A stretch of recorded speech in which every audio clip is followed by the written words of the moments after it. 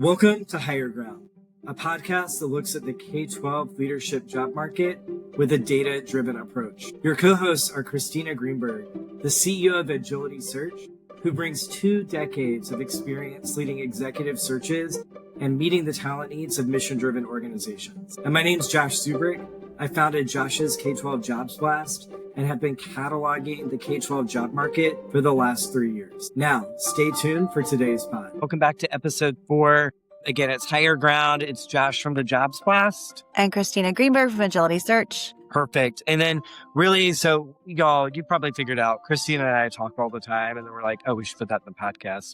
But today what we're going to talk about is candidate profile and politics, and the way that politics at all levels has started to really dictate how people spend their time at all levels in K12. So Christina, I'll kick it off to you. How have you started to see the profile of who we're looking for in terms of leaders shift over the last few years? Yeah, I mean, I guess we should start by saying I live in Oakland, which is not a politics-free place anytime, right? We've always had politics here.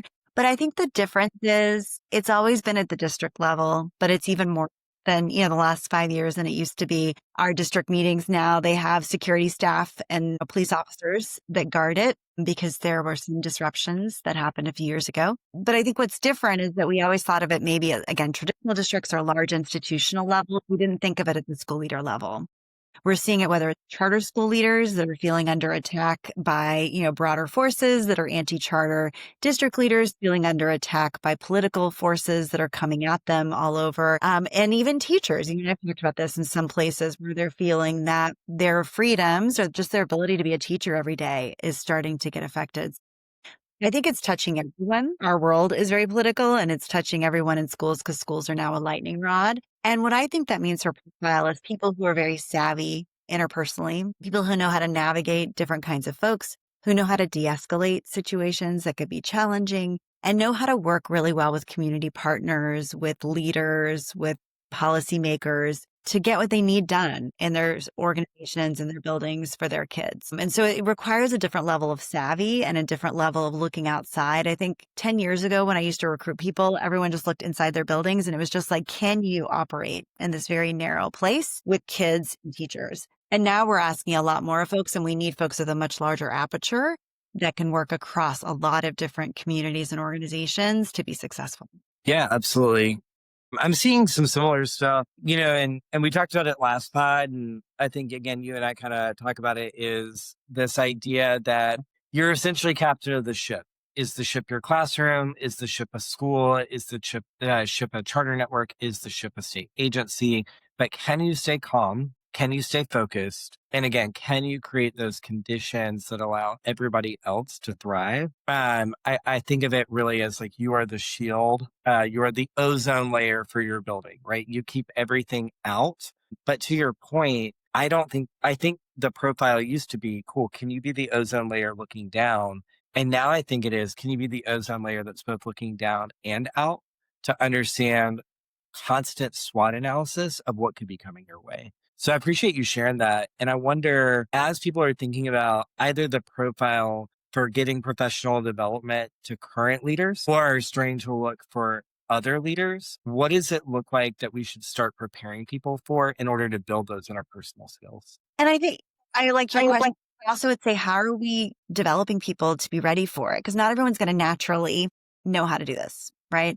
I think it's really helping make sure that people develop savviness skills, right? So, whether that's having them do more work in community, having them go to board meetings and present, having them meet with policymakers when they're coming to campus, or proactively going to your state capitol and meeting with legislators as needed, right? So partly it's just getting people those experiences with someone who's experienced to try it out and learn how to operate in that context. Some of it is helping people get connected to broader community work through things they're passionate about, right?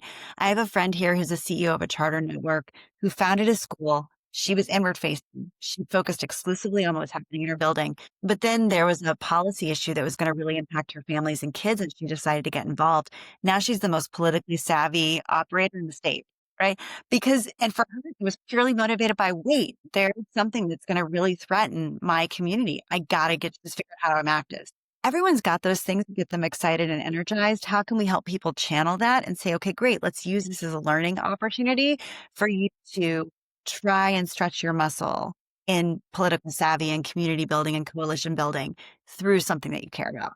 I think that's some of the things that we can do. And then it's identifying the skills and characteristics that are most likely to make someone be better at that work and looking for that in our selection processes. One thing I just thought about and made this connection for is, back in that 2005 to maybe 2010 or 11, 12 era, we focused a lot on media training. One of my mentors was a guy named Steve. I will not use his last name, but everybody will know if they ever worked at KIP. But Steve would train you in your region on how to think about media relations. And as we've seen media evolve in your more traditional media outlets, specifically local outlets, either become a part of a national conglomerate or not be able to cover as much information, that buffer between a school district or charter and the public that the media was presenting has really dissipated. And so I think one thing that leaders could think through is the same type of media training that we used to provide, still providing it, but really it's not about media, it's about direct communication. And what does direct communication look like?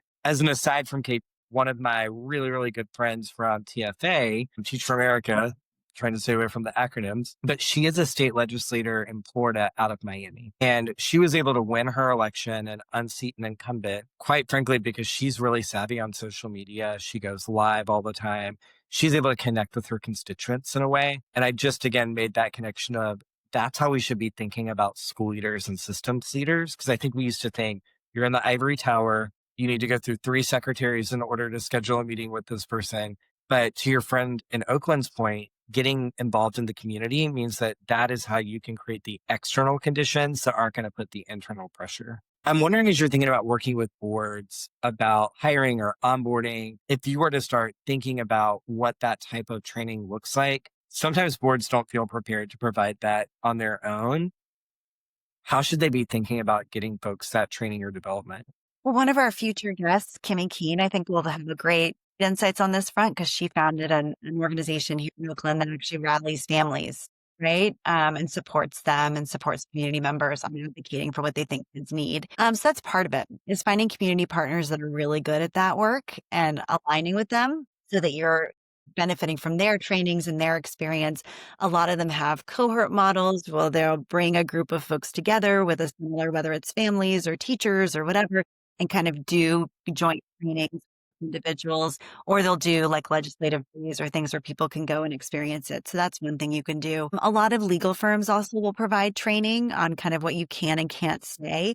I know here in California, we have several large, firms that tend to work with our charter schools and our school organizations, and they will often provide that kind of support. So people know how to not get themselves in trouble, but still advocate for the things that are important to them. Associations are helpful for that, membership associations of districts or charters or educators. But I also think, again, it's a little bit of experience and it's boards being comfortable with that too. Some boards get caught flat-footed by these issues, and they have to be ready to respond as needed and then help support their people to be ready to respond as needed. One question I have for you, profile, Josh, is you look at thousands and thousands of jobs because of the jobs blast. I know you don't read every single point on every job, but what are the things that you're noticing people are looking for in profile that might be new or different that we wouldn't have expected based on what you would have seen 5 years ago?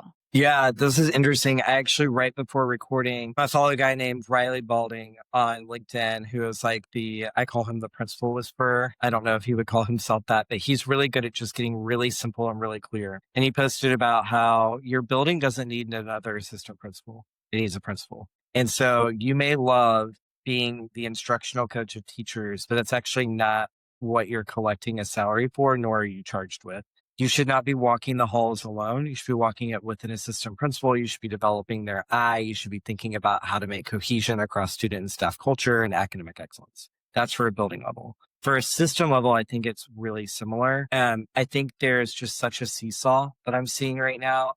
If you're a CEO, you do need to be able to fundraise. You need to be able to have authorizer relations. You need to make sure that your community is engaged, but you also need to support your people. One thing that I've appreciated in reading it is supporting your people doesn't always look like direct coaching. You should not be the subject matter expert in school finance, operations, academics, et cetera, as a CEO, but you should know how to hire an executive coach for your people. And build really clear processes that allow people to know where the ship is heading. And so I think in both of those, they're really anchoring in trusting leadership that is focused, but also, again, I keep going back to Brene Brown, but clear as kind. Where are the boundaries and common language? And so that's the other thing I'm also seeing. Can you develop a vision and a common language that allows people to operate? I love that. Well, do you want to introduce our next guest, Josh, who talks a lot about this question of how we get people ready for these roles going forward? Yeah, so I was able to talk to Kun, who's CEO of Watershed Advisors. And for people that don't know Kun, she was at Teach for America a really long time, spent about 10 years with the Louisiana Department of Ed. So if you're like me and you've ever used the Louisiana Beliefs website to see how curriculum stacks up, that's Kun. And at Watershed Advisors, they really think about system building and coalition building. So we have a conversation about leadership, but also specifically, what does leadership at the state level look like? And I had never thought about leadership at the state level. And I was like leaving the conversation being like, I like the Jobs Plus, but how could I be involved at a state level? So I'm excited for people to stay tuned. Me too. She's really an inspirational leader and has a story that not many people can tell about how you affect real change for kids at a state level. So excited about that. Well, thanks to everyone. We'll see you next time we do our Higher Ground podcast. Thanks so much, y'all. All right, y'all, welcome back. Excited to have the second part of today's pod. We are going to be digging in terms of our leadership series with different guests from across the sector. Today, I've got Kunjan, who is CEO of Watershed Advisors. And before we begin, I just have to say, as somebody who has known Kunjan since 2009, this feels like a really full circle moment. So when I was 24, I started coaching teachers with Teach for America. And quite frankly, felt really overwhelmed. And Kunjan just had this magic of making the coaching process so clear and so simple that I have felt like I've learned from her over the past 16 years now. And I'm excited to sit and learn from her again today. So Kunjan, thank you so much for joining us. Yeah, great to have you, Josh. It's hard to believe I've known you for 16 years, but I remember when we first met in Miami, and it's an honor to be here with you. And I just think what you've done with your work at Josh's K12 Jobs Blast is awesome. So thanks for having me. Absolutely. Well, our series this season has really been focused on leadership and also how leadership is staying the same in K12, but quite frankly, how leadership is evolving to meet this moment. So we're trying to start off with just asking various leaders across the sector, why does leadership matter in this moment in K12? Yeah, I think this is such an important question. And as you know, I spent 10 years at a state education agency. So I think a lot about the role of states in influencing the lives of kids. In this moment where the federal government is back from education, it is more important than ever that state education leaders are stepping forward and taking responsibility for all of the kids in their state. The role of the state always mattered significantly in education in our country, but now it matters more than ever. And I am really eager to see more state chiefs out front leading on issues of student academic outcomes and student well-being. So this is so interesting because part of the reason we wanted to have you on was your perspective from the SCA. Because I think a lot of us think at the LEA level or the charter management level or the school building level, one thing that's been folks have been grappling with at the school level and at the system level has been, we have these really academic and instructional minded priorities for hiring people. Then COVID happened and we went to reentry and how do we go whole child? And it became almost an either or conversation. And I'm starting to hear schools and systems, how do we start to balance and think about the multiple tenets and priorities that people need to bring to the role? Is that the same at the state level? Yeah, I mean, look, as you're alluding to, the state is so removed from students. So the state has to think about what is it that I can do as a state to influence districts? And what is it that I want districts to do with principals? What do I want principals to do with teachers? And that sort of chain of implementation requires sort of deliberate prioritization from a state agency, meaning a state education chief needs to decide on the priorities that she wants to take on and relentlessly pursue them over the course of tenure. Because ensuring that literacy, for example, like improving literacy outcomes for students is the priority of the district, is the priority of the principal, is the priority of the teacher, and that all of those people know how to shift their practice to ensure that kids know more is a years-long sort of like multi-year implementation effort. And that means state leaders have to decide what are the one or two things that I'm going after in my tenure, and how do I use all the levers at my disposal to make sure that kids experience something materially different as a result of all of the work at the state. Transparently, when I talk to candidates, one thing that I've heard repeatedly is hesitance to go to an SEA, quite frankly, because of politics, right? There's this fear of, not that there's not politics at the school level or the local level, but it almost feels more manageable. What would you say to candidates that say, I don't want to go to the SCA level, feels really political. I'd rather just focus on academics? Yeah, that's such a great question. And it's a great question in this moment in time, Josh. When you look at the NAEP results that were released earlier this year, you can see that state level effort can move students. You see that in Louisiana, where I worked. You see that in Tennessee, in DC. There are increasing proof points that show that state work can change kid outcomes. And that's really powerful. I would say on the political point, my sense is that given the current context, politics is at play at every level. The question about how is it that you take a set of priorities and invest a diverse group of constituents in those priorities? How do you continue to tell the story of those priorities? What's working, what's not working, what you're learning, what you're changing, and then ensuring that that set of priorities changes outcomes for kids. That whole body of work at this point is mired in politics in our country. And I would say for a charter leader, while the politics are much more local than they are for a state leader, there is no separation in America today between issues of education and issues of politics. Yeah, absolutely. Now that you think about it, I started to think about like the classroom library catalog. Politics hits teachers in the classroom as well. So, okay, fair. What do you have to say also for candidates who are thinking about endurance, right? At the state level, how are you thinking about advising folks to keep endurance so that way they can see those projects through and get those priorities and sustain themselves and their teams? Yeah.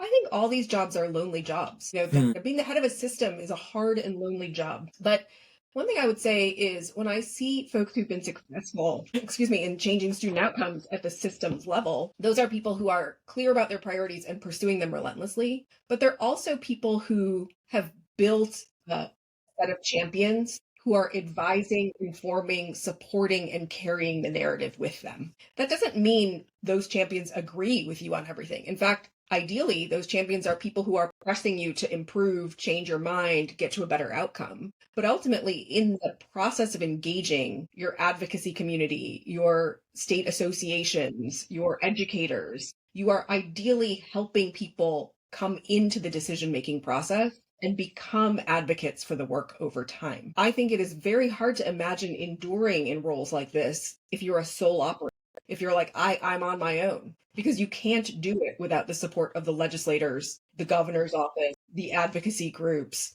the educator groups, the parent groups. Like all of those people have to be with you. And at the end of the day, when I look at what most states are focused on literacy, math, and success after high school and early childhood, I should say. And that means that most of those state actors want to see success in those areas. Everybody wants to see success. So how is it that you bring people in, make them a part of your decision-making process, and allow them to be champions of your work without you having to be the sole person carrying the message? So starting to wrap up and thinking about, from a candidate perspective, if somebody wanted to get into SCA work, transition, let's say from a traditional district or a charter management organization or a large nonprofit, what would you say are the 2 to 3 either experiences, mindsets, or competencies that would set them up successfully to go into SCA work?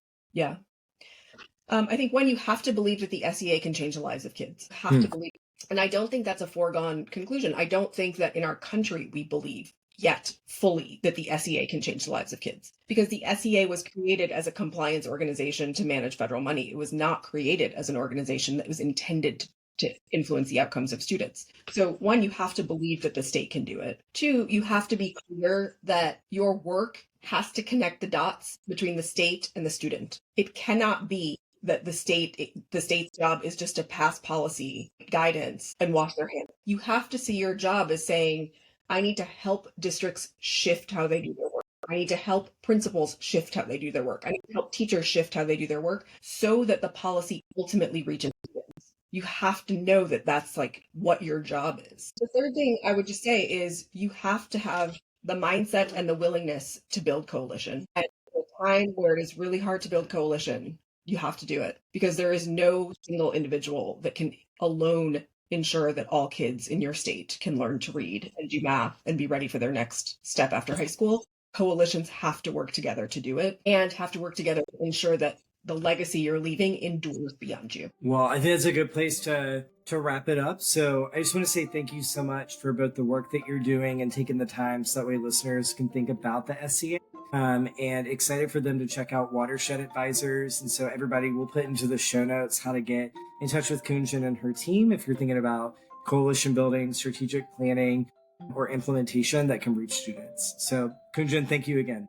Yeah, thanks, Josh. And if people want to learn more, they can sign up for our weekly newsletter, The Delta. And I really appreciate you having me on. Absolutely. Thank you so much. Thanks.